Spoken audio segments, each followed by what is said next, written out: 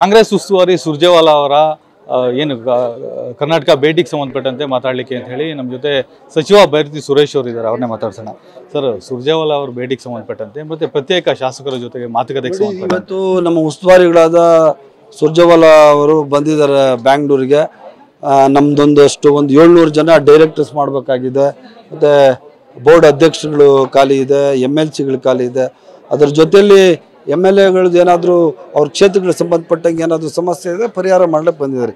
ಇದಕ್ಕೇನು ವಿಶೇಷವಾದ ಅರ್ಥವನ್ನು ಕಲ್ಪಿಸಬೇಕಾದ ಕೆಲವರು ಶಾಸಕರುಗಳು ಅಸಮಾಧಾನ ವ್ಯಕ್ತಪಡಿಸಿದ್ರು ಅನ್ನೋ ಕಾರಣಕ್ಕೋಸ್ಕರ ಸಾಕಷ್ಟು ಜನ ಅದನ್ನೇ ಹೇಳಿದ್ನಲ್ಲ, ಆ ಕ್ಷೇತ್ರಗಳಿಗೆ ಸಂಬಂಧಪಟ್ಟಂಗೆ ಏನಾದರೂ ಸಮಸ್ಯೆ ಇದೆ ಅದು ಪರಿಹಾರ ಮಾಡೋದು. ಕೋಲಾರ ಜಿಲ್ಲೆಗೆ ಸಂಬಂಧಪಟ್ಟಂತೆ ಈಗ SN ನಾರಾಯಣ ಸ್ವಾಮಿ ಇರ್ಬೋದು, ನಂಜೇಗೌಡ ಅವರು ಸಾಕಷ್ಟು ಡಿಫ್ರೆನ್ಸಸ್ ಏನು ಡಿಫ್ರೆನ್ಸ್ ಇಲ್ಲ ರೀ. ನಂಜೇಗೌಡರು ಒಂದೇ, ನಾನು ಒಂದೇ, ರೂಪಾನು ಒಂದೇ, ಮಂಜುನು ಒಂದೇ, ನಾವು ವಿ ಆರ್ ಆಲ್ ಸೇಮ್. ಇದು ಆಂತರಿಕ ಪ್ರಜಾಪ್ರಭುತ್ವ ಇರುವಂಥ ಪಕ್ಷ ಕಾಂಗ್ರೆಸ್ ಪಕ್ಷ. ಇದರಲ್ಲಿ ಅವ್ರದ್ದೇ ಆದ ಅಭಿಪ್ರಾಯಗಳು ಹೇಳುವಂಥ ಸಾಮರ್ಥ್ಯನೂ ಎಲ್ಲರಿಗೂ ಇದೆ, ಸ್ವತಂತ್ರನೂ ಎಲ್ಲರಿಗೂ ಇದೆ.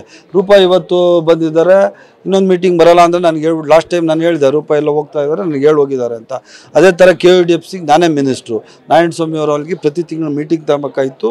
ಈ ಮೀಟಿಂಗ್ ನಾನು ಲೇಟಾಗಿ ಬರ್ತೀನಿ ಅಂದರೆ ಆಯ್ತು ನೀವು ಮಾಡಿ, ನಾನು KDP ಮಾಡ್ತೀನಿ ಅಂತ ನಾರಾಯಣ ಸ್ವಾಮಿ ಅವ್ರು ನಾನು ಮಾತಾಡ್ಕೊಂಡೆ ಬಂದಿಲ್ಲ ಅಷ್ಟೇ. ತಾವು ಭೇಟಿ ಮಾಡ್ತಿದ್ದೀರಾ ಸುರ್ಜೇವಾಲಾ ಅವ್ರನ್ನ? ಏನಿಲ್ಲ, ನೋಡೋಣ, ನಾನು ಬೇಕಾದರೆ ಅವಶ್ಯಕತೆ ಇದ್ದರೆ ನಾಳೆ ಭೇಟಿ ಮಾಡ್ತೀನಿ. Thank you.